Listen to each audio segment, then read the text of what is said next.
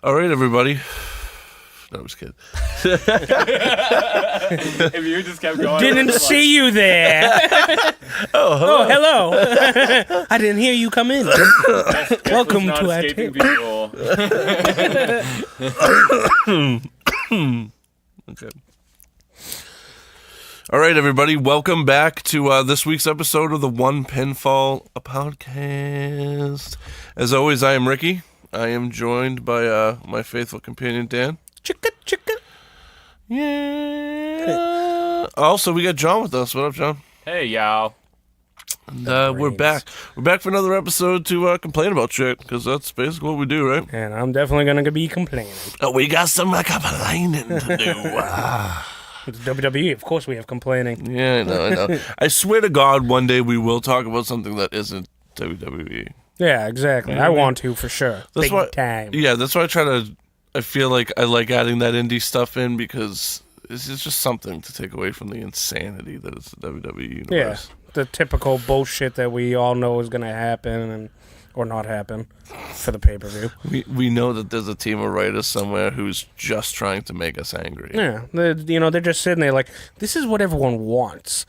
But let's not do that. What does everybody want us Let's to do the opposite. So what do you want to talk about first?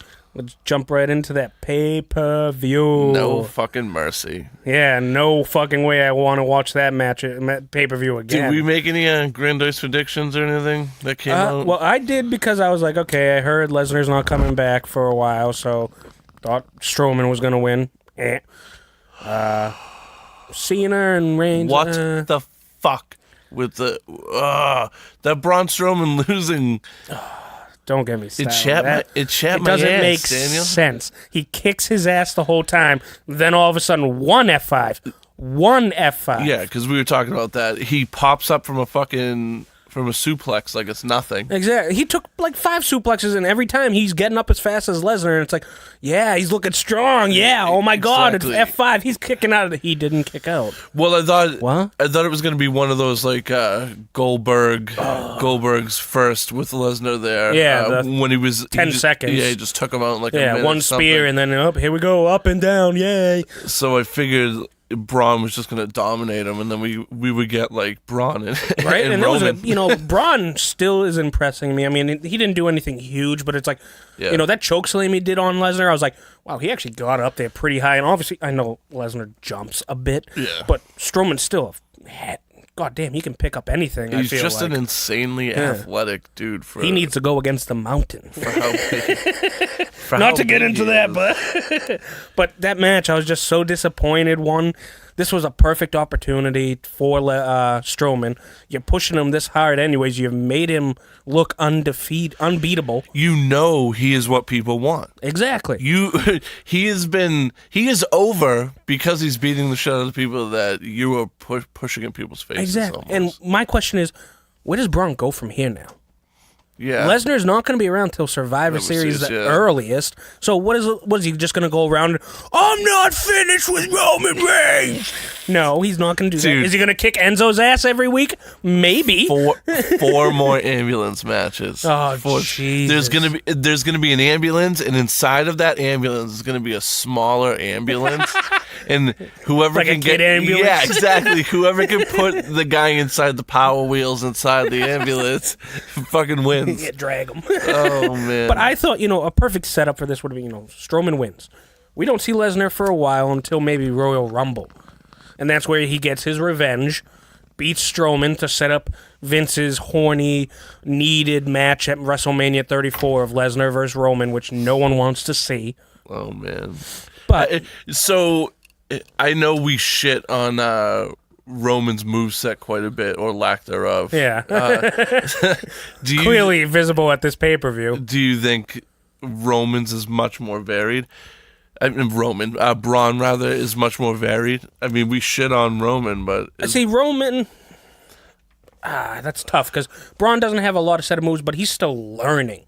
I mean, he's only been doing wrestling for 2.5 years, 3 years. He's not the main guy. Yeah, Roman's been doing it for like over 5-6 years, and it's like you still only have 4 moves, and one of them is a punch, which everyone does. Except you have to jerk your wrist off for some reason. Man, cock the wrist. Yeah, but Strowman, I mean, you know, he's the running. I mean, I don't even like his finishing move. I think he needs a more powerful finishing move than a power slam. Yeah, exactly. Because that was 1980s finishing move, but not 2017. Yeah, I don't know. I just.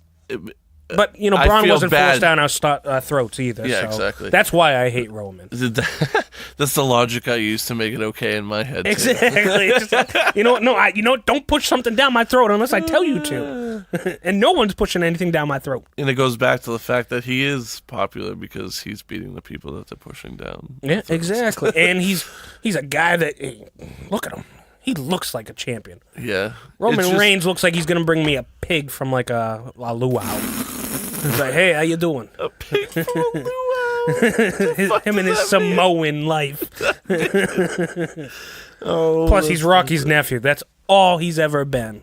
And that's all I'll remember him. You know, at least John Cena, he didn't have I mean, back in the day, he had some moves, but now he's just as bad as Roman Reigns. He's got 5 moves. Until he versus someone that can take him, like him and Kevin Owens. When that Kevin Owens first came up, those were great matches because it's like, holy shit, I'm seeing moves I haven't seen in like years. Even him and Jason Jordan's match. Oh, yeah. Like, you know what I mean? Like, he comes out of the woodwork with some shit. Yeah, Kurt Angle's son is A-okay in my book. Son.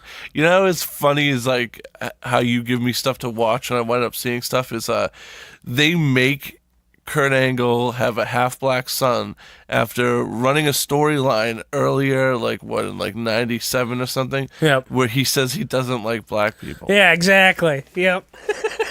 Like, and everyone, people that know Kurt Angle too, know he's a racist? No. He likes black women, especially. Okay. He's always been known to be like, you know, enjoy. All right, so maybe that was kind of like, weird. That's why they threw it at the. It's a nod to his real life. Exactly. His Yeah. real life, what he's really into. Okay. Yeah. All right. But I mean, as far as that match, the championship match, terrible. Yeah. It's not going to set up anything good, I feel like, for another month. Well, he's fucking gone. That's what sucks about the November part-timers. 13th. Woo. The part-timers having these belts is it's just like, at least John Cena comes and like, it comes back and John more Cena, often. if he was the champion, he would come back and be like, I don't care. I have to do it. Exactly. It's like even The Rock, when he was champion, would show up at least for the pay-per-views. Yeah, right. Lesnar's not going to be at the next, the TLC or whatever. He ain't going to be there. So Like, what is the main event? I don't The get... Shield reunion? Whoa. Please. There's only one Shield, and it was Vic Mackey. Vic Mackey. Was it the Thing? He was hell yeah. He was the Thing, right? Just another day. Oh, yeah. In Fantastic Four, yeah. He was also the commish. Not that this is at all wrestling involved, but what I loved about The Shield is everybody I knew watched The Shield, not necessarily because they liked it, but because it was an excuse to get hammered on a Tuesday. Right. And like watch. They were just watching like really bad like cable TV. First 3 seasons were amazing. Amazing. It does make me feel good because the Armenian Mafia is just in there. Right. But it was like you said, I mean, you know, more so for me, it was more about, you know, smoking like 4 blunts in the span of an hour, watching the show, and then being like so stupid that it's like, it's on again. Yeah. That's why The Shield is good, dude. You fucking 4 blunts. Sesame Street is the most compelling drama. Right? Is this on FX, man? Right? Did they just say fuck? Is this AMC? No, man, it's PBS. All right, back on track, right? So let's get to, we're both upset about the Strowman match. Fuck that. Nothing we can do. I don't know where Braun's going from here, but I hope they don't bury him. Not bury him, but push him back. They're painting him into a corner. They even just did this with Randy Orton. Like, they keep throwing him at the same people, and it gets stale, and then they just end Especially when it's not working. They just end it. Yeah. Like him and Bray, like they're starting these random storylines and then just really abruptly. And I'm questioning now because you remember, like July, this match was supposed to happen at some Great Balls of Fire. It was supposed to be Strowman versus Lesnar. Yeah, were they planning on the shit. same shit then too? To have Strowman beat the shit out of Lesnar and then one move and boom, he's done. Where would we be at now? Yeah, right? Yeah, no, that's a good... It's like, God damn it. You know, the only thing I can say is, Braun, go back to Bray. Yeah. If they're gonna give him nothing, like who did Strowman fight this week on Raw? He didn't even fight. He just it was Hawkins. He chased down Kurt Hawkins in the crowd and everything. Did you see? Was it kayfabe online? They said, Kurt Hawkins breaks his 100-match losing streak, beating Braun Strowman in a dark match. Okay, but anyways, let's get to the Cena and Reigns match, which another terrible match, and not just because of two guys I don't like. Two people. Because I watched. I like John Cena. I will say it. I like John Cena the person, not the wrestler. I like watching John Cena wrestle. Yeah, see, that's because you're a Five Knuckle Shuffle fan. See, the best is I had like 2 or 3 people tell me like I had no idea what Five Knuckle Shuffle meant before that. Poisoning the mind. Yeah, right. There you go. You can thank one Pinfall Podcast. But I mean, the match itself too. I mean, it was terrible. I thought and not because neither one of them know any moves or could do any moves, but like John Cena, I mean, I know they're trying to make Roman and Brock both look powerful until WrestleMania. Right. But it's like, why wouldn't you want to make one of them look weak first? And I mean, he made that match. I mean, you saw. I mean, at the beginning, especially Cena was like stumbling after all these punches, and Dude, it's just like he's dancing like Ric Flair back in the day. Sells, man. Some of the times it's embarrassing at some point. Exactly. It's just like, what the hell? Oh, man. And I mean, you know, how many times do we have to see a goddamn AA? Yeah, 4 of them. I was gonna say the 3,000 attempts at it before you finally got. Yeah, exactly. And you know what? I hate calling it the attitude adjustment. It was called the FU before. The fuck you, okay? That's what I remember. He's going old school thugonomics. That's right. Word life. This is basic thugonomics. Yeah, then that shit happens. But I mean, you know, something we haven't even mentioned at all. What was that about afterwards? Now I know John Cena's going on a different path now. Well, but it's like, don't do an Undertaker moment. Yeah, no, that was. I thought he was going to take off that armband and be like, and right in the middle of the ring and everything, like he did before with AJ Styles, I think. Yeah, I really thought, I was like, is he going to retire right now? You know how happy I got off that fucking match. Yeah, but when I seen him like sit in the corner for a while, I'm like, dude, just get up and go. Like, I don't even want to. And the first thing I thought is, are they going to play it up that I retired The Undertaker and John Cena? Yeah, that's all. Wow. That's all. We hate you even more. That's all I could think about was now it was going to be like, it's completely his yard. They've already used the Legend Killer. He's taking it. So come on. His yard is getting exponentially bigger. Yeah, right. He's got a whole lot of yard. My yard, my company now. But like I can't, and even during the match, I like nothing was, to me, you know, because it's attempts at the same 5 moves. Yeah, exactly. Well, he did pull out, you know, a weird power bomb from the top rope. Yeah, but that's because Cena set it up for him. But you know, I mean, I wasn't excited about it, and like I said, I wanted to see Cena win, not just because I'd rather him over Reigns, but I want a better build. If Roman Reigns is weak, looking like, oh man, I just lost to John Cena after I talked all this shit, but he didn't really talk. Yeah, exactly. Stumbled over all this shit.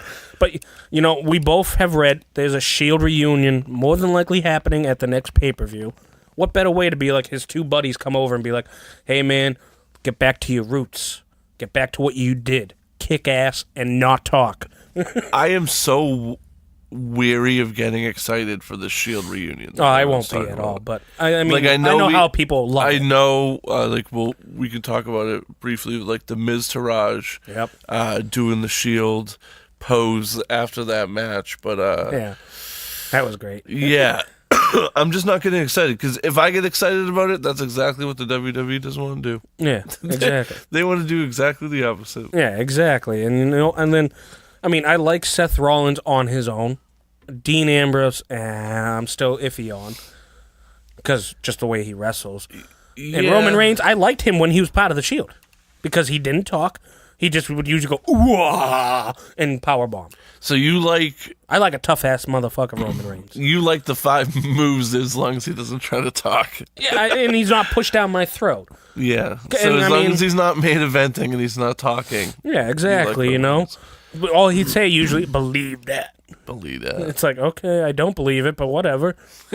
We'll go And with it. I come from an age where a stable was something strong and more than 3 guys. Yeah.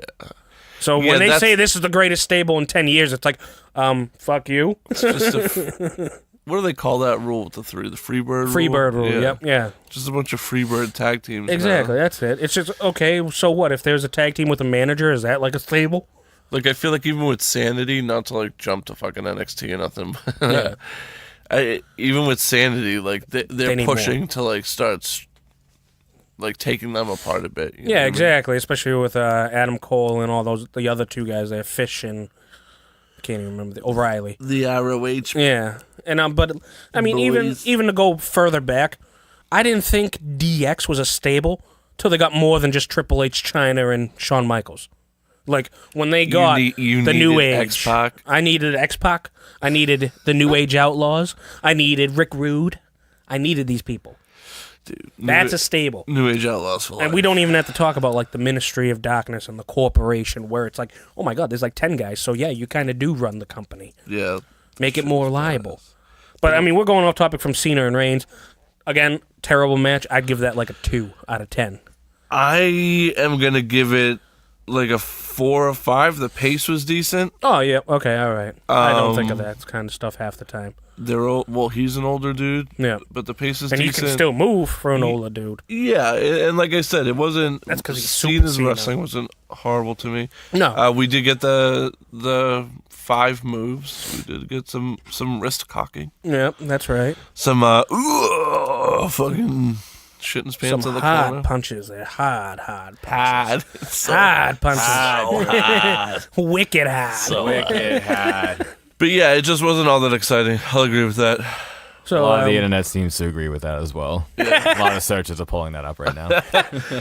Google's consensus, pretty fucking boring, though. big names, shitty men. People are tired of it. Pretty fucking boring, though. So, I mean, since we're on a bad streak right now, going from one bad match to another bad match, let's go to another bad outcome match, the women's match.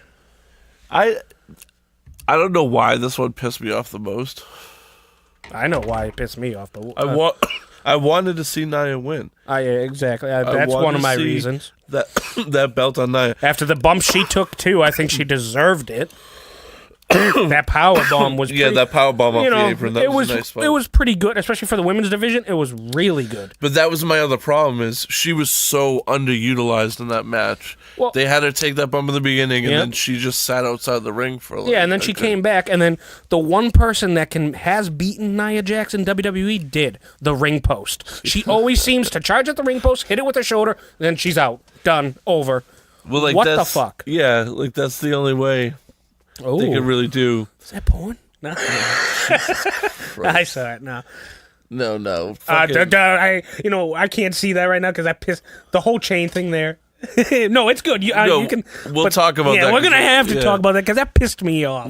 We'll get It's to ridiculous. to the SmackDowns and I'm into and that the kind of Raws. shit too. All right. But, yeah, okay, the women's match- Nia was so underutilized, and even like Becky Lynch. I mean, not Becky Lynch. I'm sorry, like Bailey or Bailey. Emma? No. I mean, Okay. I meant Bailey. Like to have the return of Bailey, just kind of be like and nothing. they could have tuned out so much more to have between her and Bailey. Yep. Fuck it. Her and Sasha. Goddamn. That's what I was about to mention. They should stop building up that breakup that they're gonna have. Exactly. It should have been. I get it. She broke up her submission hold. She broke up her pin. It's like, no, I want more than that. I want it to be like, Real she beef. screws over Sasha. Like Real Sasha's beef. about to win. Real she beef. belly to belly or Bailey to Bailey. Let's But see- Then Nia Jax comes in and just eats everyone. Let's see Bailey get nasty. Right? Nia should have walked away with that. I'm okay with Alexa winning because if it wasn't Nia, I'd rather it be Alexa for Asuka coming in October. Okay. So, yeah. I mean, but I'd rather have a build-up. I want Asuka to lose her first match. I think she should. And she only should lose to Nia Jax. I think she should. You said it perfect last week where with that Goldberg streak and shit, it winds up defining them. Yep, You know what I mean? exactly. Even WrestleMania, even though that's over like years for The Undertaker. I mean, but Goldberg's a perfect example. It's like, oh my God, especially, I mean, I don't know what they had her match total at, but when Goldberg was going, it's like one day he's 70-0, the next day he's 95-0, and it's like, he had 25 matches in a day? How did this fucking Dude, happen? he's doing 13 dark matches. Right, exactly. But it's like, what the hell are you doing with Nia? This is a perfect opportunity. She can't have any one-on-one match against anyone besides Asuka and Charlotte. Charlotte you can't have on there. I mean, Becky might be able to fight with her, but I don't like seeing her and Bayley fight. It's like, no. Ridiculous. And Bayley and Asuka? No, Bayley and Nia. Oh, yeah. Because Nia should be the champion. She should look so powerful when Asuka comes that it's like, people are like, oh my God, it's an actual threat that Asuka could lose. Right, yeah. And I wouldn't even care if it was like, Nia cheated to win on Asuka. Yeah. But I forget who said it on our when we did our predictions. I like what someone said about like the 6-way ladder match. Because, oh, yeah. But then again, Asuka's going to have to win that, or else the streak ends if she loses even with someone else grabbing the title. I'd rather see a one-on-one Asuka's first match, but I do like that 6-way ladies match. I feel like I am sick of multiple women's matches. That too, yeah. Because you look at, what are the classic matches for the women? You have like Bayley and Sasha and NXT TakeOver. The Iron Woman match. These one-on-one matches. Yep. Natalie and Charlotte. Yeah, so not that I Even don't... back in the day, Trish and Lita. Yeah. Granted, you didn't have as many women back then to wrestle. It's not that I don't like your odd like 5 or 6 woman match here or there, but yep. I feel like it's non-fucking stop with the women. And I don't know if anyone can do it. No one on Raw definitely can't. Maybe Dana Brooke, which hopefully Dana Brooke can hurry back. With her problems with her fiance, losing him. Make it so like Nia is like Andre the Giant, where someone body slams her and it's like, holy shit, right? Because no one can pick her up. They're making it that she's unbeatable, but she can't win either. So what the fuck is she? Yeah, it's like, that's give so her confusing. a title. Yeah, exactly. Give her something. I like that they're and she changing. gained like 60 pounds for WWE. I'd be like, where's my title, asshole? She wasn't as big as she is back before she was wrestling, when she was a model. Oh, really? Yeah, when she was a model, she was a plus size model still, but she wasn't. She was probably like maybe 215, not 275. Which my friend Nicole brought this up to me. She started commenting on it. And if you're listening, Nicole, shout outs. But she's the only woman that they're like weighing in at 200 and blah blah blah pounds. It's like, well, it's because they're trying to do that Andre the Giant thing. With exactly, they but make her make giant. it a good thing. But Andre the Giant didn't lose for how many years? Yeah, and, it's a challenge. Now it's just like, when was the last time Nia won against a regular wrestler? Well, they make her like a freak show. You know what I mean? It's terrible. It's like you said, the biggest risk for her is the ring post. Yeah, and that's horrible. it. And it's just like, now when she hits the ring post, everyone let it be known she's gonna lose. It's the same thing with Braun. It's the same thing with Braun, and it's the same thing with something on SmackDown that we'll get to. They get in there and they dominate, and people love it, but then they won't let them win. No, it's just that's the obvious choice, isn't it? It's like, no, it's the choice that people want. So ridiculous. I'm gonna start kneeling during pay-per-views. That's what I'm doing. Protest. I'm kneeling during every woman's entrance. No, that was all a joke. But like I said, Alexa, I don't mind Alexa being the champ still. But let's see what they do with this. Are they going to build it up for like 5 weeks now that Asuka's coming, Asuka's coming, Asuka's coming? Well, yeah, basically until TLC. Terrible then. They're just going to They should have a tournament then on a one-on-one match. As much as I like the 6-way match, I want Asuka one-on-one first. They are not going to They're not going to have her wrestle before a pay-per-view. Oh, no, exactly. Her first match is going to be at that pay-per-view. But now, I know you said you thought maybe it was her injury. And maybe it is, I'm not sure, but I wouldn't want her first match being in a ladder match. Although, I mean, women's ladder match isn't like a man's ladder match where it's like someone's going through the ladder. As someone who has had that same injury she claims to have, she is not acting like a person who has that injury. No. Like, she's raising both of her arms, like, super quick. Oh, see, I haven't seen her at all. And she's not in a sling or nothing like that. Oh, see, I've seen her in a sling. Like recently. Well, when she when she came on NXT. shit, Finn Balor was raising his arms after that Super SummerSlam when he won, and he had a what was it? Dislocate? Oh, that was only dislocated. That was right after the match, though. Yeah. Oh no, I mean the next night on Raw, he had a sling on, but he also was raising his hand with it too. Like, oh really? But he wasn't like like I am now. He was more like, hey, I got my hand up here. He was bent. All right, a little bent. Let's get on with the more. So maybe we can have a match that we both liked. Aha! The tag team match. Yeah. That was sick, and not just because of Cesaro's teeth. Oh, that was awesome, but I felt like they got robbed.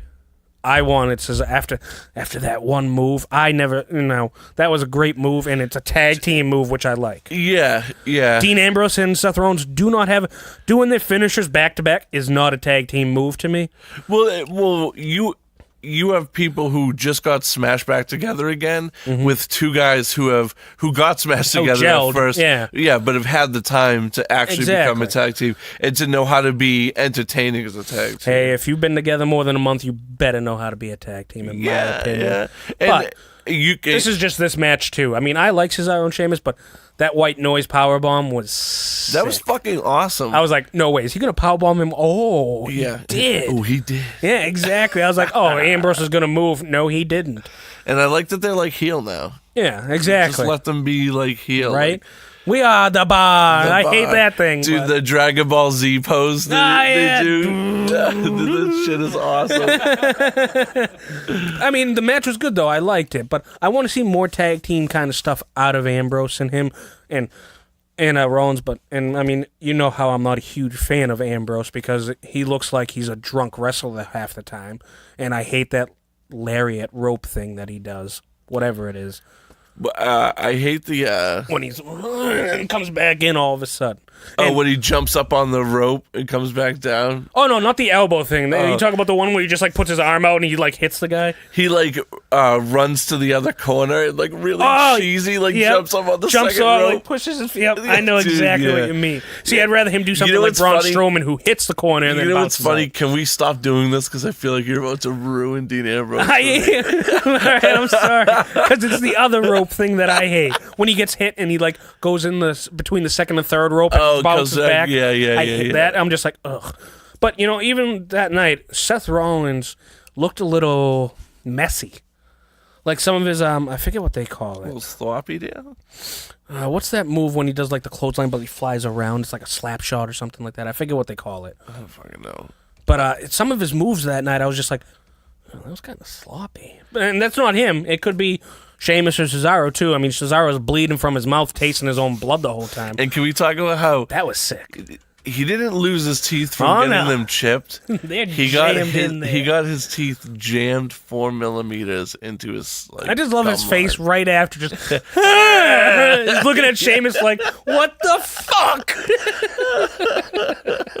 And it's so bad. I feel bad, but he stuck through it. And it's funny because as soon as I would be rolling on the ground crying, right? Just like, that guy finishes his match. Exactly. I like how, too, he tagged right out, but you see him down in the corner, like, talking to fans, like, look at my teeth. And it's like, okay, where's the medic? Because all they're probably doing is like, they're jammed in there. We can't do anything. Here's some water. Spit it out. Goodbye. Yeah. Because honestly, he did it. There's nothing they could do for him. Right.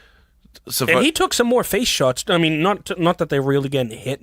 But sometimes, you could screw up and, even just a little glance, but with someone with 2-3 teeth jammed in his face. Even a forearm or something is gonna hurt. It's gonna jar your face, and anything that jars your head after that is gonna hurt. Yeah, exactly. But it was a good match. I didn't like the outcome. After that move, I was like, oh my God, this should be it. Because you can still carry the rivalry on between the two, but... It was a good match. That was one of those moves where, like, I look at my Twitter and Facebook feed right afterwards, and it's just like 20 people like, holy fuck. Yeah, right? It's like, hey, I've never seen that before. That was kind of cool. Yeah. Yeah, exactly. Yeah, I didn't love the outcome, but no. I just, do you think that this is all adding towards that Shield reunion rumor thing? I'm not too sure. I wonder if they're ending it because I heard it's going to be the Miz, Taraj, and the Shield at the next pay-per-view as the main event. And it's like, so what happens to Jordan? What happens to Cesaro and Sheamus? What happens to the tag team titles? Are they going to even have? Maybe the Shield is going to have all gold because next week it's Roman versus Miz for the title. Yeah, and it's like okay, I hope they don't give them the title. I'll be so pissed off. Roman with the IC title is so weird. For the not guy to mention he'll have top. every title. He'll get the Triple Crown or whatever they call it when you get all the big titles. Yeah, because he's been the US, he's been the tag team, he's never been the IC. Has he used the Universal? Oh, he hasn't been the Universal, has he? Yeah. I forgot since that belt sucks. So sorry, Seth Rollins. Random creation belts. Yeah, I love it when they revealed it and everyone in New Jersey was just like, stupid belt, stupid. It's so random. All right, but let's push on here with the next match that I'll bring up, another title match, The Miz versus Jason Angle. Jordan. Jason Angle Jordan. J-A-J. Oh, J-A-J. Yeah, Jadge. Jadge. You've heard of Jag? Now meet Jadge. He is not a naval law enforcement person. Yeah. No, yeah, right. Sorry, I don't know where to go with that. Well, not yet. You don't know. I mean, he just learned who his father was. We might have. I just love watching the Miz bust on people. I do. And you know, and he's a good wrestler, too. That's the worst part. Yeah. This has brought up some awesome situations for him to just shit on Angle. And right? It's like, hopefully, like, afterwards, not to go into the future here, to get in the time machine. But when he's just like, your son is a disappointment. Yeah. And mine will never be that to me. I'm just like, oh my God. I know it's his fake son, but holy shit. Exactly. For the people that don't understand, like little kids, it's like, Dad, am I a bad I can't believe he just said that to him. I don't want to buy his shirt now, Dad. Oh, but the match, it was a good match. I mean, I'm not taking anything. Jordan is a great wrestler. He's really good. The push has been too fast, though. Yeah. Not that he won the title, agree with that. and I don't think he's going to anytime soon. Hopefully, and within the next month. But I think they're doing a good job of making him look like a dominant competitor, or at least a really good competitor, until the inevitable happens, and he turns on Kurt Angle. He's going to be like, I used you to get this belt, Daddy, and now I got it. Fuck you. You were hell-bent on that angle. Did he? All right. I used it. Pun intended. I used it. I don't know if it'll go like that. But then again, how are they going to end this weird? How can they turn it around for him? Because even the little kids don't care about him. Forever now, he's just Kurt Angle's son in the They got to give him an edge, or he has to do something where, like I said, I mean, the kids don't even seem to care about him. And granted, it was in L.A., and the Miz is from L.A., but the crowd was huge for him. Is that what it was? Yeah, the crowd was huge for Miz. When he first came out, I was just like, holy shit, they're actually saying awesome instead of awful. I was like, wow, the Miz and Jordan, as soon as he comes out, boo. I've yelled awesome at my wife so many times. Every time he comes out. Awesome! Yeah, right? But, I mean, I want the Miz. I know he's a heel. They have to stop having the heels only win by, like, cheating. Cheating, yeah. And we'll get to that when we get to SmackDown and genderoids, all right? Because that's one of my huge arguments. The Mr. shit is kind of... Right? And I hate how they're dressing up now. I liked it when Bo Dallas looked like Lieutenant Dan from Forrest Gump. That shit was I thought that was awesome. I was like, I could follow him. And Curtis Axel, it's like, go back to Axelmania. Right? Oh, but, I mean, what is it? Like 3 guys that don't know how to wrestle? It's like, this isn't a staple. This is crap. But at least the Miz. The Miz is good. I will say his striking is horrible. Yeah. His kicks are terrible. Yeah, believable striking is not his thing. And, oh, no. You know what? No, that's one of the next person we'll talk about, but we're still on the Miz and Jordan. I hope that eventually it just dies out. I don't want him getting the title, Jordan, but it's like, where are you going to go here? Especially if the Shield reunion is happening and the Miz is versing them with his entourage. Entourage. Yeah, so it's like, what's happening to Jordan now? Is he going to follow the road of, like, Apollo Crews and be like, yeah, you're good, but you're not good? So, no, this I was just thinking about Apollo Crews. Oh, we're going to talk to him about him next because he's versing my guy. The fucking randomness of Apollo Crews. Let's jump right into it, actually. Wait, is that it for No Mercy? We've covered the pre-match was Elias versus Apollo Crews. Yeah. And my man Elias. Dude, I love this push. You know what if you want to call it a push. Yeah, it is. It's an awkward... I want him to verse good people. Yeah. All right? I want him to pick up a win against Finn. That's still another a match novelty. we missed too, actually, so don't forget about Finn Balor and Wyatt. Yeah. But I want to stick on Elias right now because I don't understand a lot of things He's about that. still a bit of a novelty, I feel like. Exactly. You know what I mean? I mean, I told you what I thought would have been funny if, he was like, who wants to kneel with Elias?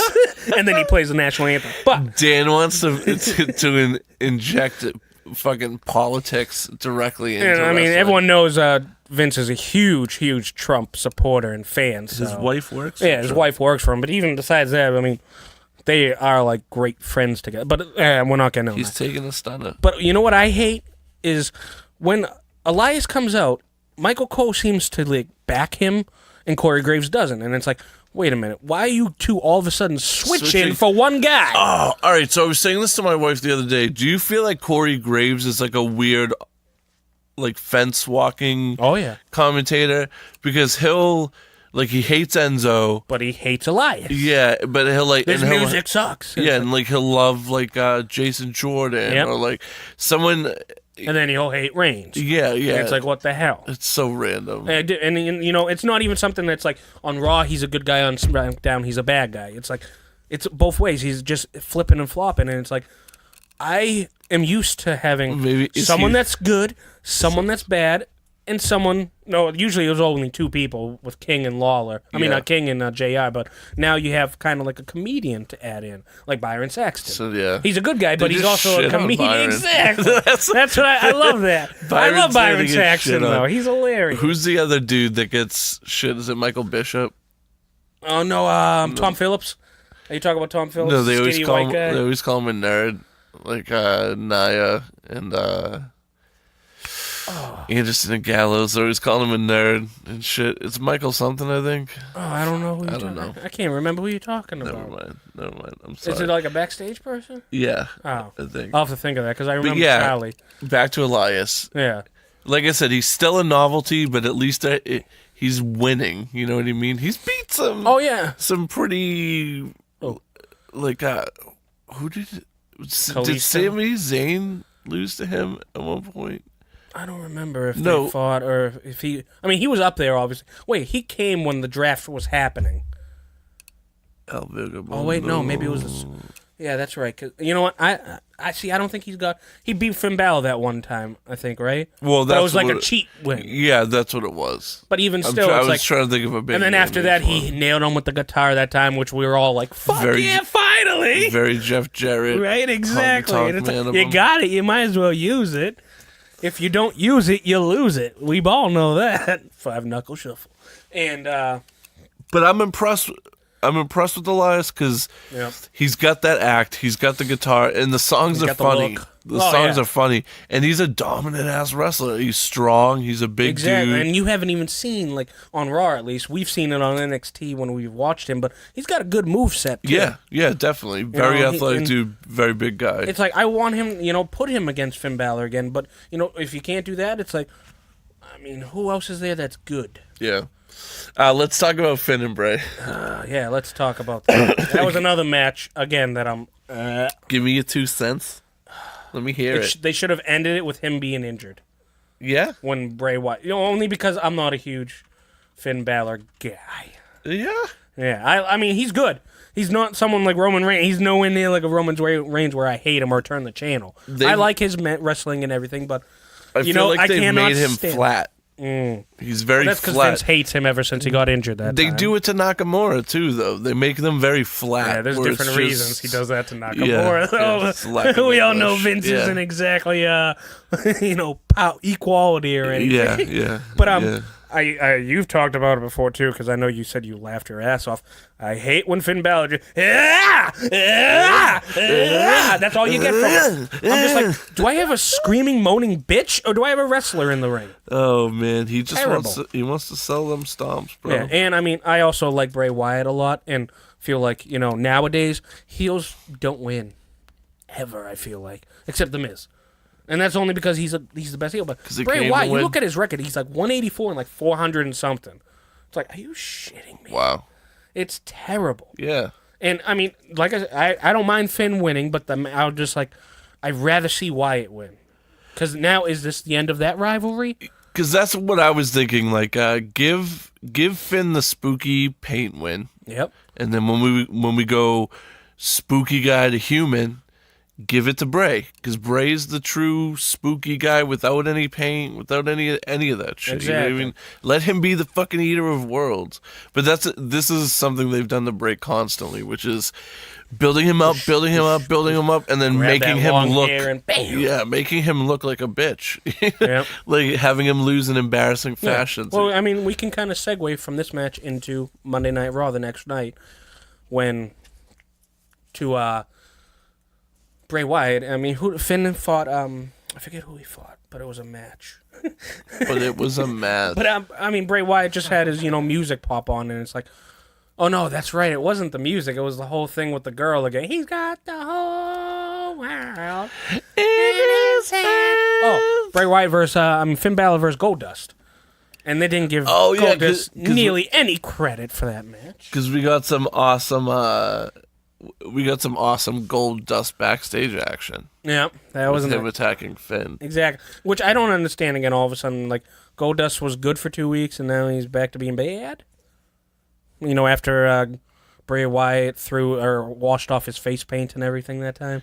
Yeah, well, yeah, I feel like it became Dustin Rhodes. The Dustin Rhodes. I don't know where are they going with that. That's what I want to know. I want to know where they're going with Finn and Bray. I don't know what. When it comes to Goldust, they don't know what the fuck they're doing with that guy. He's just kind of like, people like him. Yeah, right. Roll them out every once in a while. I did like how he was rubbing Finn on the mat and everything. I was like, here we go, bring it back. Bring back the old school molestation. The week before, Goldust. too, he did the Shattered Dreams move, which I loved. I was like, I haven't seen that in a long time. Which is an illegal move, but they don't penalize you until you do it twice, like the steps that time for Braun Strowman. Dude, Goldie versus Bray, man. That match was terrible for me. Mostly because this is when he did the whole face paint off. Yeah, like I said, it's the luchador thing. Yeah, it's exactly. on par with taking off a mask. But I just want to know, where is Bray and Finn going? Give me a direction and tell me where they're going. Just another storyline. Another shitty story. Where it's God versus man or demon. No fucking clue where it's going. Yeah. It just peters off into this weird... It's time fillers. It's over. Yeah. It's over. It's like, why even bother, though? Because I feel like they do that too much with the bigger brands. They'll focus on 2 or 3 storylines, and then everything else is just kind of like something to put in between these other They have to make it more personal, though, for me to get interested now. Kind of like a Kevin Owens, Shane McMahon thing. Yeah. Get me interested because it's like, oh, he's talking shit about his kids. Oh, damn, that's his family, man. You don't do that. It's like you were saying, that was one of the best parts about the Attitude Era, was that personal digging, like, holy shit, do you hear what he just said to him? Yeah, right. Kind of stuff. Like, oh man. Yeah. It's like, and you can still do that in a PG era. You can still do things where it's like, oh, why? I mean, I can't think of anything for Bray and Finn because I'm so pissed off about where they're not going anywhere. They did it the last couple of weeks with John and Roman. Exactly, and people were eating that up. Even when Enzo and Miz, people were like, oh shit, they're actually talking about real life stuff. Right. What else for Raw here? Well, there's plenty else for Raw here. We had Roman Reigns versus the Miz in a non-title match. That was so random. That's another thing. No, that's how they're starting off the Shield thing, I think, because, I mean, now he beefs, and then okay, all right. and then I mean, Seth Rollins. I was expecting Dean Ambrose and Seth Rollins to come out and when help. they were getting Yeah. his ass when Yeah. they would beat him down with the chair. Yeah, I was thinking. But the I was like, exact okay, same they thing. want the Miz Taraj to have a push and be like, yeah, we took down the big dog, blah blah blah, and it's like 3-on-1. Of course you're going to do it, blah blah blah. And The thing Start with me, something. the thing with me with the Shields is I feel like Roman himself would feel like he's above going back to that Shield. that would be thing. cool if they played that kind of up, where he's just like, they're telling him, hey, we should get back together and help you out, and he's just like, I got to do it myself. I feel like he's done that a few times in the interviews. Just like it's not my thing. Yeah. Like DTA, don't trust anyone. Yeah. Stone Cold style. But, I mean, the match between The Miz and Roman, I mean, how much can you do with 5 moves? 5 moves and a guy who's like. But he did sell half the good size. enough for The Miz, because, I mean, you look at the two guys, it's like Roman Reigns kicked the shit out of The Miz. Exactly. But it's like, hey, The Miz got, his DDT, his it kicks, his, flying clothesline, again, with the help of Miz Taraj on the outside. But, again, I don't want it every goddamn match for a heel. Someone interferes, someone distracts. That's part of a bigger problem with the WWE lately, though. Big where time. All of these matches are ending. There's no with, clean like, finishes anymore, really. Disqualifications Half. and shit. Yeah. Half! Shit gets fucking annoying. But I didn't, honestly, that match with Roman and Miz, I kind of just zoned out Yep. and was just like looking at my phone and shit. And it wasn't even the main event. We got a different main event for that night, which was the celebration by Enzo Amore. Enzo Amore! fucking, The triangle goblin will come for you. never. Right? He I did like haunts how, my though, how he dreams. was just like, you know what, screw it. I don't give a shit about a title match. Bam, take him out. That was a great move. Yeah, I exactly. wish they showed everything that happened on Raw to Enzo, because the rest of the dark match cruiserweights, stuff. the rest of the cruiserweights kicked his ass a bit. Yeah, Braun so- Strowman came back out and kicked his ass. So we'll go through that. So basically, the whole 205 Live locker room came out to confront Enzo. Yep. And then Raw goes off. Braun Strowman, for some strange reason, comes out of nowhere and kicks the fuck out I of think that's part of his punishment, because it looked like that power slam wasn't one that he's easing up. He Yeah. was bam, Yeah. whipping it like it's a cat or something onto a mat. But Braun comes out and lays the fucking smackdown pretty And then, hard. he breaks kayfabe. He's just like, go ahead, he's all yours. Yeah. And then the whole locker room just gang Right? stomps. I like, Enzo. what's his name? Is that Grand Malik that does the backflip or whatever? I forget. He did it. He has a sick move like Neville with the red arrow. Yeah. But, I wanted to see more. Gentleman Jack did his headbutt and everything, which we will get to a little more, Yes. too, about headbutting, in my opinion. But I wanted to see that stuff on it. But it was still good because, I like how they're turning Enzo. Yeah, exactly. And I don't know if it's punishment, though. Well, that's what I was saying to my wife. I was like, it's almost as if they're turning him heel so that everybody will hate him. So his that when merchandise he- sales go yeah, down, and Vince is when like, he leaves, now I have a reason to get rid of you. Exactly. You're not the second best merchandise sale anymore. And then when he leaves, it's just like, nobody liked him anyway. Well, hopefully they send him to NXT. And the other thing about making people hate him, I think, is a way for them to bring back Cass without the heat. Yeah. Because I think they really underestimated how bad people were going to fucking hate Cass after that shit. Well, we don't need another Roman Reigns of just 7 feet tall pile of That's shit. what he is. I like It Cass is- when he was with Enzo. At least Roman can hobble through a promo. Exactly. Cass is is just like, no. And he doesn't have the look of anything special either. yeah, definitely. He's got the dad arms and the dad belly.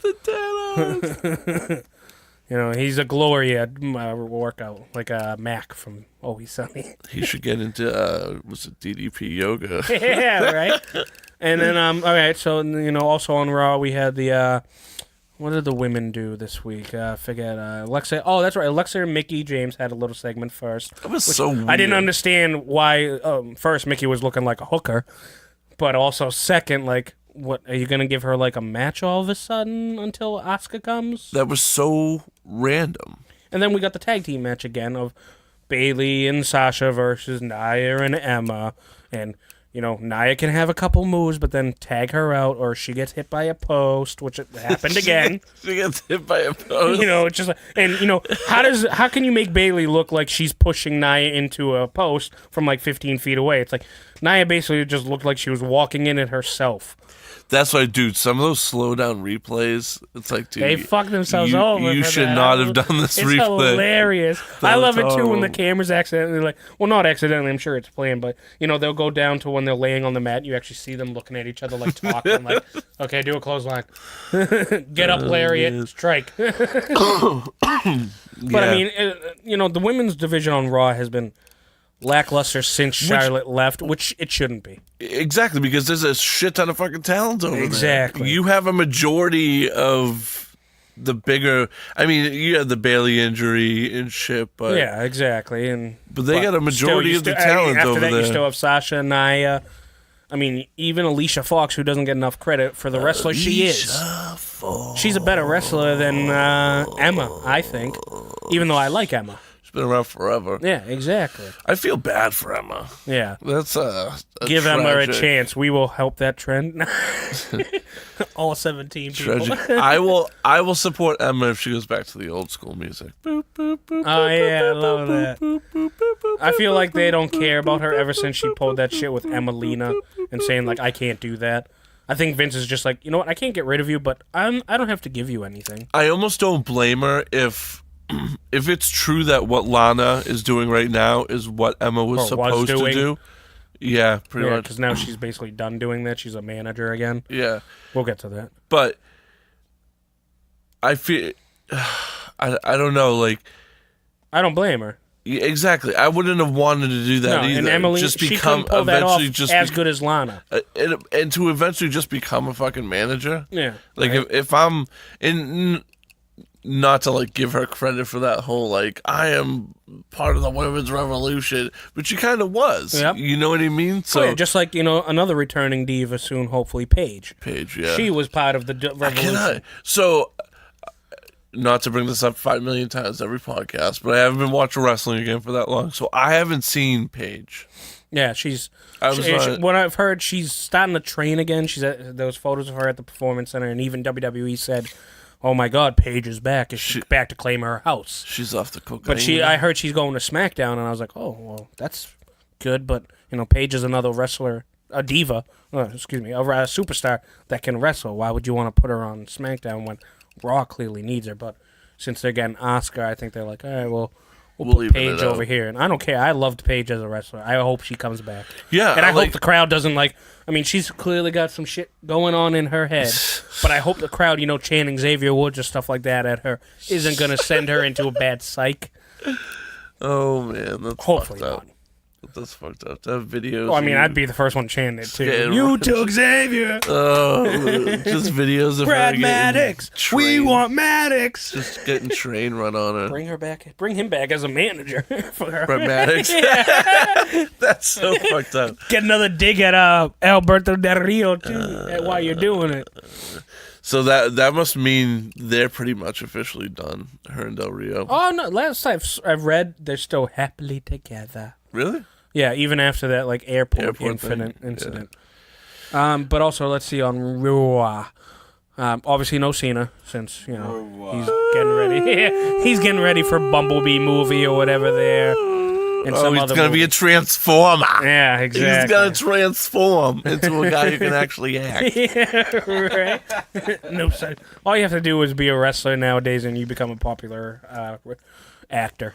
The Rock was breaking down doors, my dude. Right? Even though he's a terrible actor in my mind. Did you ever notice he looks just like Dwayne Johnson? No, he looks like Dwayne. He looks like a penis on the body of Dwayne Johnson with the way his head and everything. HGH. Terrible. But what else happened on Raw? I'm trying to remember here. So the mid something Smackdown.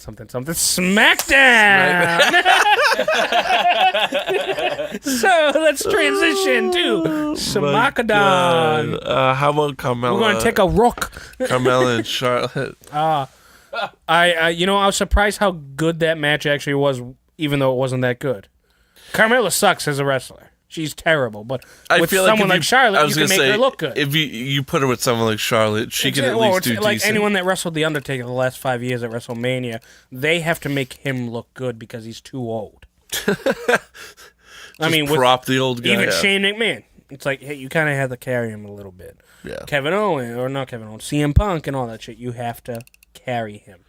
But, yeah, I mean, that's what that match was. Carmella is at least athletic. You know what I mean? Exactly. So she knows how to get thrown around. Yeah, exactly. I guess. She's like Enzo, where she can get thrown around, be a rag doll. Yeah. But I can't stand this whole collar and leash with James Ellsworth. And so, with the whole her kissing Ellsworth and then, like, smacking him, and, like, this is a really weird...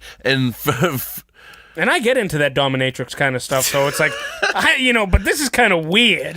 And on the side note, if I was Big Cass and my girlfriend was having a kiss to James Ellsworth, I would be too happy. Yeah, right. I'd be like, don't come home tonight. Oh, man. And not because I'm mad, because I don't want to even go near your lips. You kiss her and you wake up the next morning and your chin's gone. Oh, God. Don't... I'm going to have a nightmare now because of and that. And you have a bad offspring tattoo. Man. But yeah. The match itself, though, I mean, I thought it was decent, but again, it's Charlotte carried. As she normally does. Yeah. Not to be like that, but even with her matches with Sasha, I feel like she carries a lot of the work. But. And I'm just wondering, like, is WWE regretting giving Carmella the Money in the Bank? Because they probably thought, like, she's going to improve. She hasn't. Improving how long though? That's weird. It's been 3 months now. That's a short time. Yeah, true. It's like it feels like Baron Corbin. Training. It feels like Corbin lost his forever ago. You know what I mean? Oh yeah, exactly. And he lost it for a different reason. Yeah, yeah. I struggle to be interested. He sound like Roman Reigns. Dang. You know what I'm missing on SmackDown? A lot of things.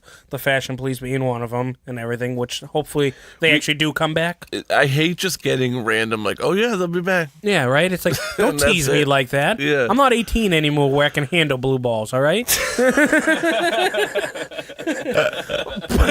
Relieve me. I'm missing the music. Now, obviously, like, Lana, I love her entrance. That's great. And not her entrance, the music I'm talking. I'm not a pervert like I seem to be. But that's a... But also, Mike and Maria, which we're not going to see them for a while. Yeah, that sucks too. I mean, I've heard Mike's doing good, but now she's pregnant, so it's like she's not going to be around. Exactly.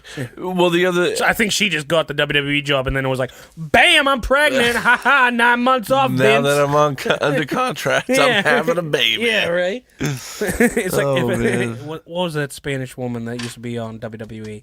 She was on Total Divas, too. I forget her name, but she was a terrible wrestler, but she became an announcer. Terrible announcer, too, though. I forget her name. Damn it. You can't do that. Don't throw back. Well, she got pregnant, and, like, she left WWE after that. And it was recent, too. Take the money and run. But, anyways, let's, screw that anyway. What about the Usos and the Hype Bros? Why are they breaking up the Hype Bros? Stop breaking up all my fucking favorite There's no tag teams at all anymore. I mean, on SmackDown especially. Stop doing that shit. It's like the Hype Bros are the only other team you've been having fight. Exactly. And they just foreshadow it so long before, too. So you just get that foreboding sense of doom that it's just going to happen any moment now. I'd rather, if they're gonna break them up, which we don't have any choice, sorry, I want Mojo to be the bad guy, not Zack Ryder. You think so? I think Mojo is too, like, a goofy bro dude. See, but that's what Ryder's been 5 years before Mojo was even on the scene. Yeah. The woo, woo, woo. And he has the fans behind him more than Mojo. Yeah, Mojo doesn't get much TV time. And I like Mojo, too. He's a good wrestler, and I've heard plenty of things from people, like, reading interviews that people are like, he's a hard worker, he's trying to work better on his mic skills and all this stuff, and it's like... Okay, but it's just another case of someone winning the Andre the Giant Battle Memorial and going nowhere but sucks. Down. I love Mojo. Exactly. I like the Hype Bros in general, but yeah, it just sucks to see it foreshadowed for so long. But I mean, exactly. And for that match, I thought it was cool with the New Day sitting in the crowd watching, eating their popcorn, Big E just going and everything. Hilarious. Oh, when they pulled the microphone out of the popcorn bucket. Oh, yeah, that was yeah, exactly. Just give me that. I know I complain about titles that change back and forth all the time, but for some strange reason, I don't mind it with so much. At least it keeps the rivalry with them renewed, almost not renewed, but keeps it going. I think it's because that's why I was saying Cesaro and Sheamus should have won, so that way they can. Their matches are pretty consistently exciting. These guys have worked together for so long. Which I congratulate them because, I mean, they've probably fought each other within the last 2.5 years. Probably like 12 to 14 pay-per-views alone. Right. And yet they can still keep me interested. Right, exactly. The street fight last week was, even though it wasn't really a street fight in my mind, there was some cool stuff that happened during it. I'm like, okay, but I mean, half the time they're pay-per-views, I'm like, what are they going to do now? The same old, oh wait, that's new. Oh, that's new. Yeah, exactly. Oh, cool. Yeah, new right. And I like it. It took me a while to really appreciate the Usos. Yeah. I like that. That was a good choice to turn them heel. Yeah, definitely. I never thought they could do it, but they did. You didn't see them going heel after the pink shorts and the face I never thought they could go heel, but, this day one is shit. Day one is H. What is day one is H? Is H? That's a team I want to see start fighting, though. I want Fashion Police to fight. Yeah. I want this to be resolved, and if it's Primo and Epico, like I've heard, I will be so pissed off. It has to be Luke Harper and Eric Rowan or the AOP. Oh, there's a pain, huh? I mean, they lost the titles. You might as well. They're not doing much on NXT right now. Yeah, exactly. I wouldn't mind seeing the Authors of Pain. That'd be a nice fresh addition. Right, and to the tag team. they're a tag team that's going to obviously beat the shit out of Fashion Police. Right, exactly. Even though I don't want them to, I like the Fashion Police, and I'd rather see them the title. But to press on, the Authors of Pain would have to come in and just basically be like, yeah, we're going to kick your ass, walk all over you. Paul Ellering could even kick your ass. Paul Ellering coming out. Let's talk about fucking, oh man, the Rusev Key to the City segment. Oh, good God.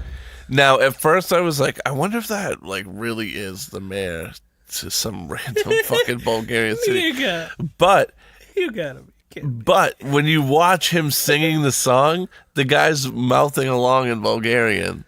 So I really think that they got a representative. This random Bulgarian fucking political representative to come to America and get fucking booed. Straight up booed and USA chanted for 10 minutes. I give you 10 minutes. Yeah.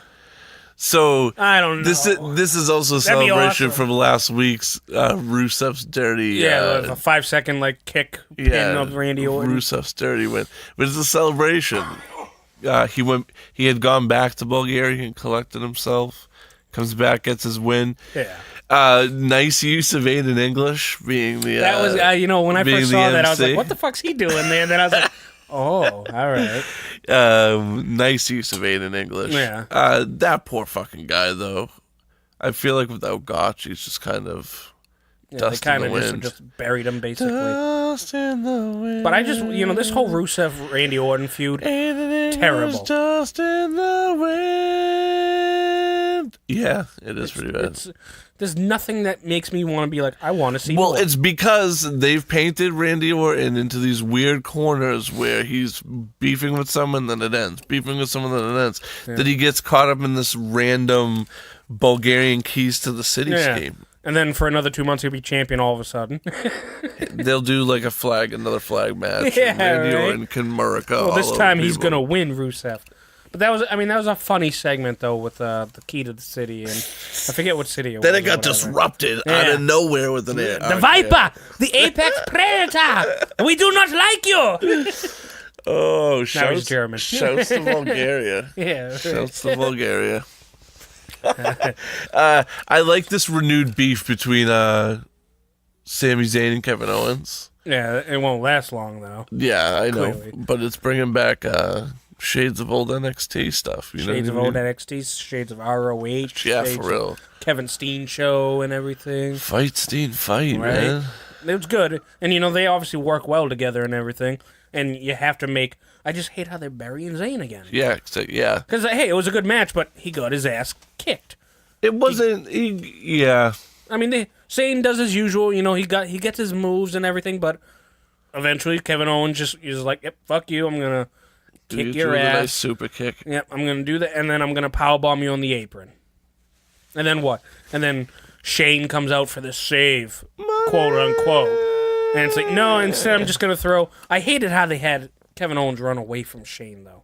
Why the fuck are you running away from Shane? Yeah, don't make him That's afraid like someone of running Shane. away from James Ellsworth. Why? Well, I wouldn't go that hard. Oh, yeah, well, Shane's better than that. James Ellsworth ain't surviving fucking helicopter crashes and shit. Exactly. Okay? Everyone wishes you didn't make it out of that helicopter crash. I like when they use that, and it's just like, if anyone didn't see the helicopter crash, it was like a butterfly landing on a twig. That's the kind of crash it was. It wasn't a crash. Props to Sami Zayn for not complaining about how he gets booked. Because if anybody should complain about how they get booked, it's Sami fucking Zayn. Because you don't hear anything about him being like a bad case in the back or anything like that. People say he's annoying. I do know. Oh, yeah? See, I haven't seen that. but not in a But, like- too bad way. Oh, like wrestlers have said that and stuff like that? JBL and shit. Oh, well. Hey, do you have anyone better? He's like, he thinks everyone's annoying. JBL probably tried to pull a prank on him he didn't appreciate, and he's like, he's a little dick. But they're doing a good job of just making Kevin Owens look ruthless. Too bad for that lately. paramedic, huh? Yeah, paramedic. It's all right. thing. He's just some indie wrestler from around there that got $200 for that, anyways.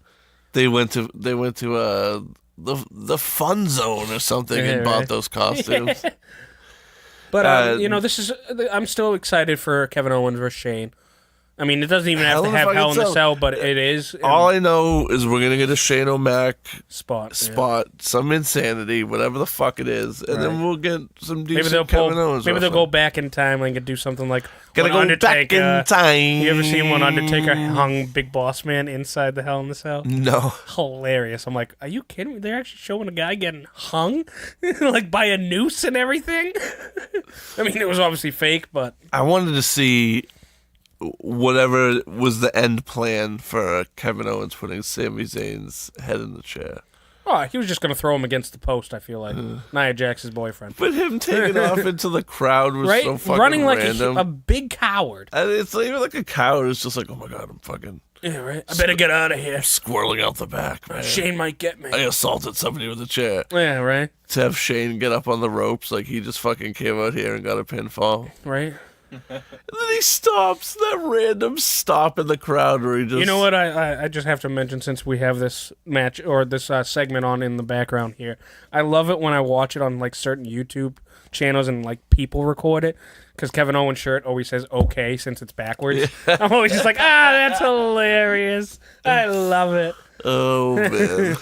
But okay, so we also and then let me talk about how I got faked out for a few seconds. Yeah. And we got...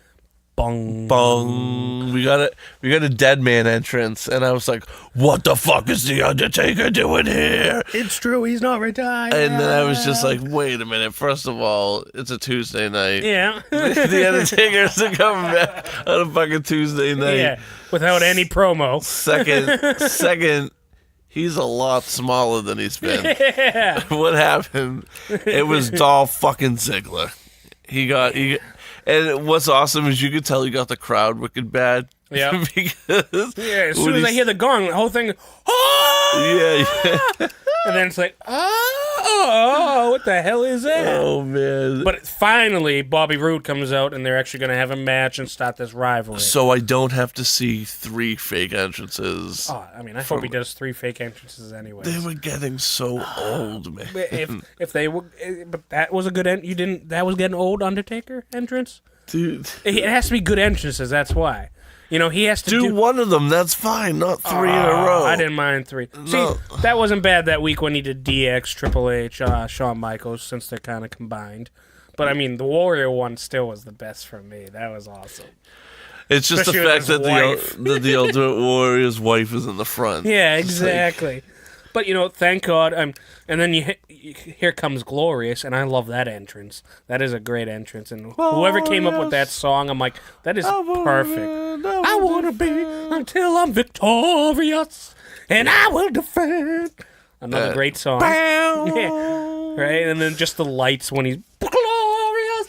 Look how he's walking. I want to say, that we got the Dolph's Undertaker entrance in the background, and it's pretty awkward. It's pretty hardcore. It's like, look at the jacket's dragging like 6 inches on the ground. It's like, no.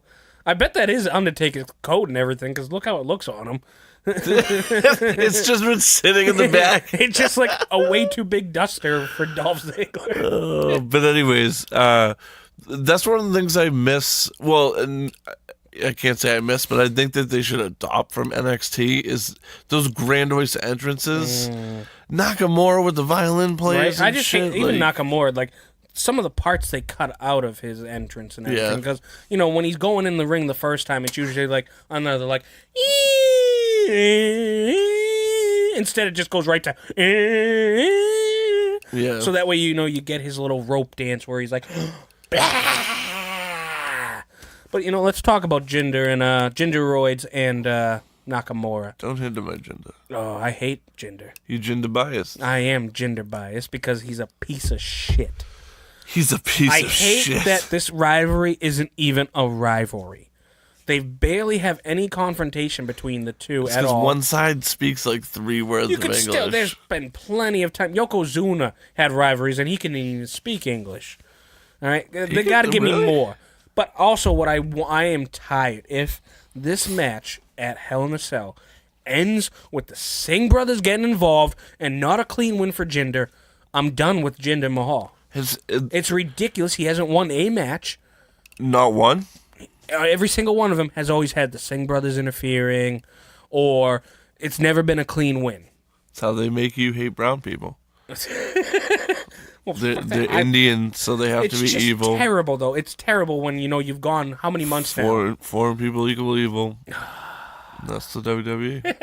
That's Vince McMahon's mind, so for sure. Works. But yeah, can we talk about, speaking of fucking racism, Jinder Mahal say a rook? Why are you always rook the same? I'm like, did he just fucking say that on TV? I just love the crowd too. After people went too far. After people have already been complaining that your promos are racist, you're gonna just basically be racist. You see how he tried to save himself right after and now I'm gonna say it in my Punjabi language. And it's just like, that's not gonna help, buddy. People are already bullshit that you just went, rook? I have the same rook. Jesus Christ. Holy shit. And then even, the wax on, wax off, that's not going too far in my opinion. But when he went for the language barrier of rock, that's when it's just like, you definitely took it too far. I wasn't taking the wax on, wax off. Like, oh, no? Well, see, as an Asian guy, having to take that, I'm guessing it's pretty fucking old. That guy's probably heard Karate Kid, too, fucking... Right? Pat Mariotti, or Moriarty, whatever. Pat Morita? Morita, that's it. No, I'm just thinking, well... I know he's from Japan, so it's probably not as bad, but that guy's probably heard those references made to him so many fucking times. And if we go back when Jinder first came to WWE years ago, he didn't have that great of language either. Yeah. Oh, yeah, every time. Yeah, every time he brings out the Persian rug. Yep. He's going to do it on the Persian rug. And there, he always has the entrance, the modern day Maharaja. This is my first Jinder Mahal experience. Dude, either you'll be like Dan and you want to hinder the Jinder because you're Jinder biased. He's fucking terrible. I like him, and he's improved. Either that or you're a Jinder Mahalaholic.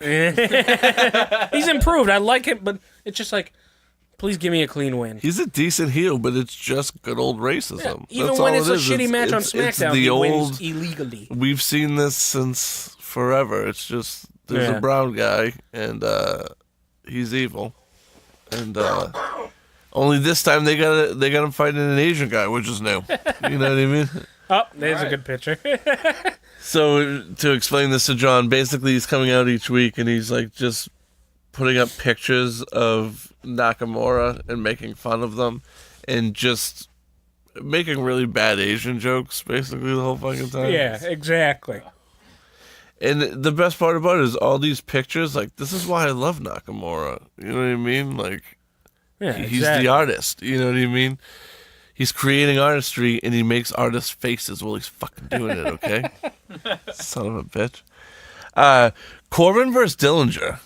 That's kind of random shit. This is, speaking of Well, they've been random, doing this kind of. It seems like they might be building to a triple threat match. for the U.S. Hell. U.S. title. But I think they just announced this week that it's Corbin versus AJ only, Yeah. and it's just like Yeah, whatever gets like it, Dillinger but on TV, this- man. when John Cena did the U.S. Open. Oh, sorry. When John Cena did the U.S. Open Challenge, he fought more than 2 people. Yeah. Yeah. Right? That's all it's been for AJ. It's been Ty Dillinger, which I'm glad. I want Ty Dillinger to get matches. But, TV throw time. other people in there, too. Yeah. Like I said, I'm just happy to see Ty on TV, Yeah. but I feel like they're not making him like a realistic runner for that U.S. title either. Like, he's just kind of like this. He's the side piece. Yeah, but it's just, what are you, is he's the Elias of Raw SmackDown, basically? But he doesn't have great music like Aiden English. So Aiden English is kind of like the Elias of SmackDown? He doesn't wear the weird collar thing lately. Yeah. You notice Right. that, Ty Dillinger? Yeah. That thing was horrible. But, I personally, SmackDown needs the 3rd hour more than Raw does. But I don't think neither one I should was have gonna say, 3 hours. Neither of them need 3 But it's like, fucking hours. otherwwise, you have to send some people back to NXT, which sucks. But I think I'd be happy as hell if I could go to NXT instead of being someone that has one match every Honestly, 2 live events. where do these fucking 5-star matches happen now most of the time? NXT. Yeah, right? Exactly. The takeovers are just as big as the pay-per-views that come after them now. You know what I mean? Man, Nakamura. Oh, hey, that's Nia Jax's post. Oh, he ran himself into Nia's enemy. Should we do one of our new segments? All right, so we're gonna do a new segment. We're gonna try it out. Me and Dan thought that we would start doing reviews of classic matches. And classic as in Classic WWE. we just choose them. Yeah, yeah. And be like, hey, this, check out this match. They're not like award-winning. Yeah, it's not something like, Andre the Giant versus Hulk Hogan, those kind of, oh my God, unstoppable classic matches, which that wasn't a classic anyways. But it's basically just like us going through the network and Exactly. picking random old matches, kind of watching through them and giving our 2 cents on them. and we're both hoping that we can expand outside of just WWE on this too. Yeah, there's most definitely. Plenty of better matches on In like fact, ROH New Japan. my next suggestion is going to be a New Japan. Well, you already know my next suggestion since I'll be again the next match, and that's Kurt Angle and Shane. So I picked the first one. Yes. Well, so I thought this is funny, and I want to bring this up. I gave Dan 2 choices for which classic match he wanted to do. Both of them Rob Van Dam matches. One of them being with Jeff Hardy, Brother Nero. and the other one being with Chris Benoit. We all know Chris Benoit's history. Benoit. And I just want to bring up that Dan is so against bringing up the Hardy Boys since they come back that he would rather review the match with the guy who murder-suicided his family. Big time. And you know what the funny part, even funnier part is? The match, Jeff Hardy and RVD, was better than Benoit and RVD, in my opinion, and I still didn't want to do it. Fuck the Hardys. I will support Benoit over Hardy every day right now. Dan is a big murder-suicide guy. Oh, come on. We all grew up with Law and Order. So this match was SummerSlam 2002, which was a good one. I was telling Dan, I was laughing at Christian and Lance Storm with Test as the Un-Americans. That was a good... Right? You didn't hear stable, them if get you wanna any live media at all attention back then when they had the flag upside down. Very Un-Americans. Yeah, right? But as far as the match, It was for the Intercontinental title, yes. which was cool. Gave it a little more flair. I've loved Rob Van Dam since I was a young kid. Mr. Monday Night. Yeah, from ECW. Hell you know yeah. what I mean? That just watching that guy launch himself into a sea of folding chairs, And that guy like over and over was again. someone that it's like, holy shit, he's like high up in the air jumping. It's not just someone that's like the Usos when they do their finishing move where they That fly. splash he does. What's that called? 5-star splash. Yeah, okay, the 5-star. Okay. The striking in this fucking match is so tight. And you know, it's something that I know you appreciate, and we don't see anymore. And Ric Flair, someone was like, Ric Flair did it back in the day. Chris Benoit, you know, he knows that RVD is he needs his legs. He's gonna kick. He's gonna fly. Right. So he goes for certain body parts. Now Benoit, in this match, I like how he went for his arm since he's got the crippler crossface. Right. But he focuses on the arm the entire match, going after. I like that in a match. When I watched that was one of the first things that I really appreciated was he's like an anaconda where he knows he needs to drag RVD down Exactly. to the mat. He can't let him get up on the ropes. He's not gonna be able to outlast him with speed or energy because RVD's got that. Right, he's got the stiffer striking. Exactly. The As far as submissions strength, are better. They seem to both have the same kind of strength. Body build and everything. No one's gonna overpower the other one.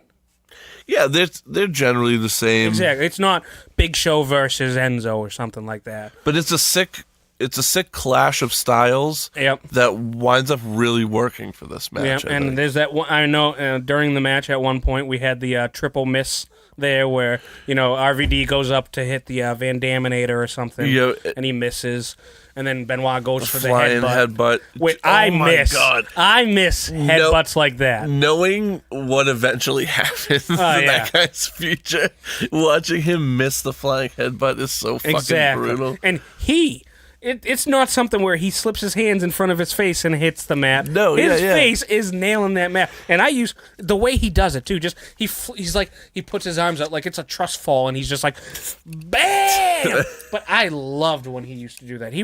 I loved Benoit as a wrestler. He was an amazing wrestler. One of the things that I noticed in this match and I love about Rob Van Dam and I kind of miss is like a smoothness in his wrestling. Because at one point here we'll see that he does just like a really quick backflip crossbody on Benoit. Yeah. And it's just, the transition to it is so fucking smooth. You know what I mean? Oh, is that when he whipped him in the corner? He kind of just jumped up and did it? Yeah, it just hits that But it's crossbody. not like someone else who has to like climb up slowly to the top rope and do it. This is Rob Van Dam basically running up. Boom. This is it right here. Oh, Boom. yeah, crossbody. Exactly. It's just so fluid and easy and smooth. It shows you the caliber of the both of them with how talented the both of them are. Right. Oh man, in a second here, you're gonna get a nice German fucking release suplex. Yeah. Is that when he folds him up and just like Rob Van Dam stays like that too? Is it now? Here it is. Yeah. Yeah. Is this? Boom! Is this something that Suck your dick. they don't really let them do anymore? They don't want to. Yeah. Because even Brock Lesnar, when he does that kind of shit, it's like they want you to land basically on the middle of your back still, Right. not your neck. The only one, I mean, even they just recently told Jason Jordan, you know how he's been doing like a double European like suplex or whatever, Right. and he'll like bend in half and then flip over. They don't want him doing that anymore because he could slip, hurt his neck, and get screwed. Right. Yeah. They don't want any. I mean, between headshots and neck shots, because they have so much history of neck injuries with Stone Cold and Edge and all these guys. They don't want you doing that kind of stuff. This is why back then was good. I like how there was a minute and a half of match before the first pin attempt. Yeah. I feel like the pin attempt is like 15 seconds after the bell every time. Yeah, I get tired of 10 pinfalls attempts in like the span. It's like, he's going to kick out of your fucking clothesline. John, why are you going for a pinfall? Where are we like time wise? Oh, this is the beginning, right? For the podcast? Yeah. No, I mean for the video. Oh, video. well, I meant that too. 5 minutes in. Yeah, so we're 5 minutes Yeah, it's into the still got another match. 10 minutes. I just want Oh. if people want to like kind of figure out where we are in the match. Oh, yeah. This includes the intro from a video I found on a Google search. So at this point is when you really start seeing what you were talking about, where he's Yep. picking at that Focus on shoulder it, yeah. and really dragging just stopping him from being a high flyer. Exactly, and like I said, it's something, back in the day, Ric Flair, it's the figure 4. He'd always go after your knees. Bret Hart, go after your knees. All these guys. It was nice to see, like, smart wrestling instead of just like, all right, let's do the typical old shit. Throw me against the rope, clothesline, back body drop. Dude, these arm drags, his arm drags are so fucking seamless. Right. Well, even his little chops there of, like, going down, that looks better than anybody's punch nowadays. The other thing I was loving was the roll-up combinations, and then he hits him with, I think it's a split-legged moonsault in a little while. That's in the corner, like, yeah. Yeah. I'm like, you don't really see shit like that anymore. Although, what woman uses a split-legged moonsault? Yeah, Naomi does that. Thankfully.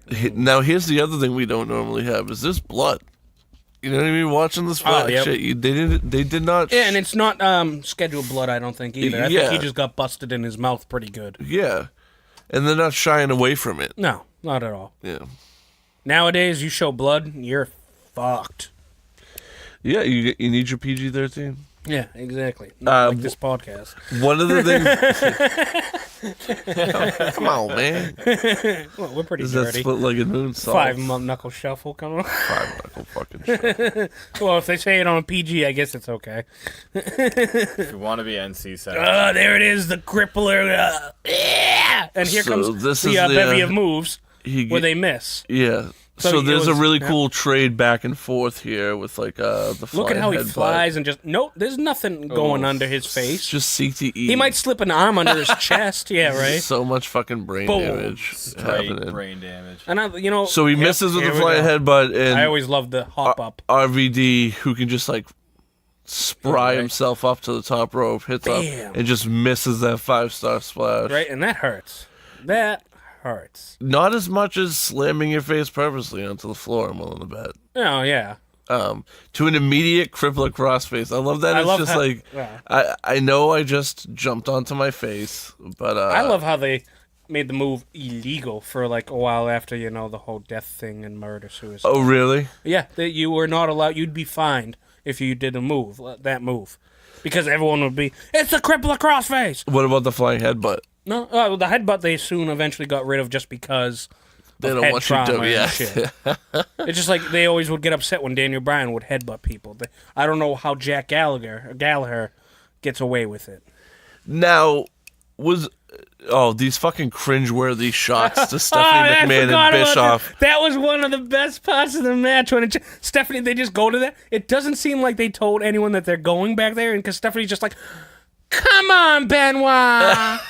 And that's it. It's just like, weird. What a weird ballsy move by Vince to bring Bischoff on at this point. Oh, I wouldn't say ballsy. I'd say he wants to rub it in. Be like, hey, you're buddy, under my who won? Who's your boss? Because that's weird. John, if you didn't, Eric Bischoff ran WCW and was bitter rivals with Vince during the Monday Night Wars. He's the reason time. that wrestling became so popular back in the day. Because Vince had competition that could actually keep up or even exceed Vince. Dude, Benoit was just like a tiny pit bull. Yeah, right? Tiny little pit I bull. loved Benoit. Like, RVD's in shape, but he's fucking smoking joints and eating powdered donuts in shape. Hell yeah. I just read somewhere that he was doing some matches overseas. Was Benoit, like, over at this point, though? Like, was he, not like, at this point, a no. heel, or... I'd say WrestleMania 20, which I forget what year that was. This is 14. So maybe the next year is when he started really getting, like, his heavy push of being, like, popular and everything. I think he won the title at WrestleMania. He won the title at WrestleMania 20, but, he was good. During the Invasion, he was one of the key components, but that's because during the Invasion, they didn't have the real big names of Kevin Nash, Hulk Hogan, Goldberg. Right. They weren't. They were getting paid and didn't have to go to WWE, so they're like, fuck that. Why would we do that? That's one bad rep for the Invasion, because I think the Invasion was awesome. It brought us all these fucking guys. You gonna bring up the Bullet Club Invasion? Oh, we still got this match happening, I believe. I can switch to it. No, it's cool. You can leave it. No, the Bullet Club, that's a good subject, but, this match, it was a good choice. Like I said, I still think the other match was better because when you first told me about the high flying, I was like, oh, okay, let me see what it is. And I was like, did he mean Jeff Hardy in RVD was the high flying? No, one? I just meant I mean the missed spots were just that was ridiculous. Exactly, and you don't see that anymore where it's like back and forth of, oh my god, he missed this, he missed that, he missed this. And I'm a fan of like that strong style and the stiff striking, the tight striking. It's why I love Jericho and shit. You know what I mean? Dudes are like, ways to love it's Jericho. Not. Then you could say wrestling's fake, but these dudes are fucking whacking the shit out of each other. Exactly. This weird submission sequence was fucking weird to me. This is such a weird sell by I'd rather RVD. that than, when they try to do like the claw on your shoulder kind of move where it's just like they're grabbing your collar basically, and it's just like, okay, wow. It's as good as the Great Khali's like vice grip move, and it's like, if you're really doing that to someone, yeah, that's gonna hurt, but not in wrestling. But just the weird way that they're countering each other. Oh yeah, then this like, nice cross of the neck there, cross arm choke. Yep, I like that. This shit makes me laugh so. But fucking hard. I wonder. I'm like, how it is. I mean, it doesn't look like you're hurting him at all. Well, he's not. No, I know that. But it's like, I mean, my hands are fat, so I mean, I can't imagine myself getting choked like that, really. You'd have to like put your knee in his back at some point. Exactly. Yeah. Where you're basically either going to break his neck or you're going to choke him out. And then the reversal here, and it's just like, yeah, I got you. Nope, it's going to switch back. Now, not that this was some like... Oh, this isn't a bad part or anything. Hour-long match or anything, but they stay... fresh and quick. This whole there's no match. like 2 minutes of them laying on the ground and like both of them struggling to get up. They're getting up. One of them's getting up, then the other one's getting up, or whoever's got the offense. Oh, I love the Rolling Thunder. Yeah, I love the. Oh, right in the middle of the ring. Gets counted. You know what I miss? With I was the crossface. I miss submission holds in WWE, and I say that because submission holds back in the day, it would be tapping out after like 5 seconds. Yeah, unless I'm at something like this. But Ric Flair, people tapped out to the figure four mad fast. The sharpshooter. Speaking of like the rest of this SummerSlam, the first match is Rey Mysterio and Kurt Angle. Yeah, and he puts him out with the ankle lock. Yeah. He gets him out with the ankle lock, which is not something you see in a pay-per-view often. I miss how anymore. it's like, it takes like 5 minutes for someone to submit. Yeah. It's so many rope breaks. Exactly. You know what I mean? I don't even get me started on rope breaks because I hate when they're right next to the rope and they spend 5 minutes trying to reach it even though they already can. It's just like, come on, your fingertip already grabbed it. Jesus. Oh, no, we're going to go for the other side all of a sudden. We're not going for logistics. We're going to go on the opposite side.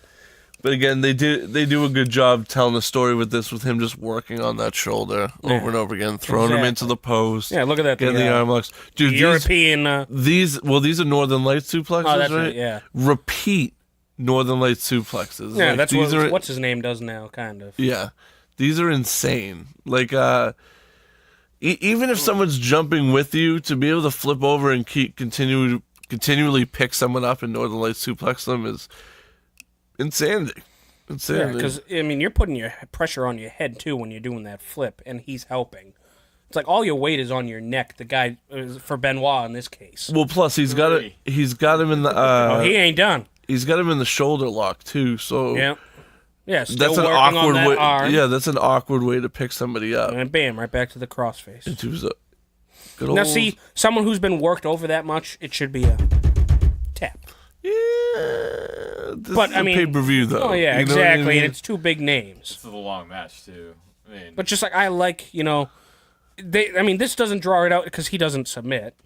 We both know. Not to spoiler alert, but but it's not like something where it gets drawn out that But he gets they're not even pulling back anymore. he gets his own crippler crossface. Yeah. I thought that was a great idea to have him. Oh man, the teacher, the student becomes a teacher, gets his own crippler crossface. I heard he was teaching his son. But and towards the end here, he's still. Oh yeah, even the dragon choke. Yeah, that's a sick. I love that. That was a sick submission hold from back in the day. Down the line, RVD is still snapping kicks off the rope and stuff, all the way to the end. Well, I'm sure Benoit could if he wanted, if he was around. The crossbody counted to the suplex off the ropes on this is awkward. Yeah. I hate when the see that's something in the other match that you showed that I was like, oh, that's a good awkward moment. Yeah, that is a The win. miss kick. But yeah, in the end, Van Dam comes out with the win for the IC It was a great title. match. I mean, rating wise, I give it an 8 out of 10 easily. Yeah. It's a good match. You know, 8 I is like fair. that it's a different kind of match than the typical power versus speed. This is an equal matchup. Basically, the only thing is, you know, Benoit's more technical. Right, definitely. And RVD's more fast and speed. Freestyle. Yeah, exactly. You know, he's got his kicks, which, I mean, it's going to come up right now, the Van Daminator. I loved all his names back in the day, too. All his finishing move, or his moves and such. And But again, he pops up to the top rope, does his frog splash. and I told you I'd bring it up. It's a win for the Red Brand. Yes, it is. It's a win for the Raw boys on this one. But, you know, you're not in your red chair this week. No, I'm not. I'm in the blue chair. That's weird. Yeah. It's wonder- uncomfortable for you, I too. was wondering why a slight How burning your feeling. balls in that. All right, so I hope everybody enjoyed this classic match. Oh! Sorry. Still playing in the background. Right. I hope everyone enjoyed this classic match rematch. That was 3. We will definitely be doing more of these. If you want to get on the Facebook and give us suggestions of ones that you want to hear us talk about. Yeah, please be a good match. Don't give me something, you know, like Goldberg versus Lesnar. I don't want, like, a 15-second match. Yeah. I want, like, a good match. And, yes, we know the classics, like I said, Andre the Giant versus Hogan, Shawn Michaels and Undertaker. Give us something interesting. Yeah, exactly. Give us something that it's like, you know, I was Not just everybody watching this tells you. pay-per-view, and boom, I saw this. Give us something that's not on every top 10 match list. Right. And You know like what I we mean? said, I mean, Ricky's got the New Japan Network stuff, so we can watch some of those matches too, and you know, be Next great. one is going to be a New Japan match, I'm telling you. I Maybe get to something choose from the next one. Wrestle Kingdom. I get to choose next mother. And you're watching Shane versus Kurt Angle, all right? All right. You still haven't seen that, and do your it. friend even told you to watch. I'll do it. But let's not. I'll do it. Ooh, yep. There's your awkward moment. Yeah, that awkward Yeah, crossbody suplex counter. Yeah, exactly. All right, God damn it, we're done with this segment, Dan. Stop it. Fucking shit. All right, well. RVD. Isudo. All right, here you go. You get it. You get your fucking. Here we go. Frog splash. Your fucking Here we frog go. splash, Lift all it. right? Come on. 1, 2. Ah! Winner Oh. and still WWE. Well, no, not still. He wins it off of Benoit on this. Oh, that's right. Benoit's the champion. See, I pay attention. Won't let Come this- on, Ricky. Let's won't get let- over this won't- already then, Won't huh? let the segment end. But yeah, so we will. We'll be back next week, and like I said, hit the Facebook, give us a like, listen on YouTube. Hopefully, Watch multiple times on YouTube so our views get bigger. a whole bunch of times. That's how we got to 14. Next week, we're gonna try to live stream the recording. So you can see our beautiful faces, Nicole. Yeah, so you can comment and give us feedback whilst we talk. Don't comment on what we look like, though. All right, that was awkward. I'm just saying. You know. All right, but we This will is see. radio friendly, not TV friendly. We do have faces for radio. Yeah, exactly. I don't have a voice for it either, but you know, it's better than TV. But we will we see. will be live. Yeah, we will see you guys back here next week for another episode of Thank you for following. A Pinfall Podcast. Brr, brr, brr, brr, brr, brr. Peace.